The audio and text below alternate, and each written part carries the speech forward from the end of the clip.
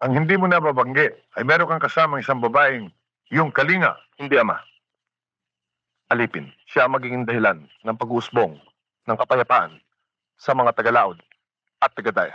Sa amin sa Laod ay may kaugalian na ang dalawang magkasuy pag nagsuko ay tanda na walang kamatayang pag-ibig.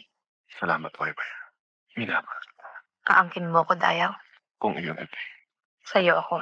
Matagal ko na pong binabalak na makipagkita sa inyo, mahal na Ama, upang hingin ang inyong pahintulot na kami ni Waywaya ay makapag-asawa na. Nasa kanya po ang aking kaligayahan. Kung gano'n ay wala tayong dapat pag-usapan pa.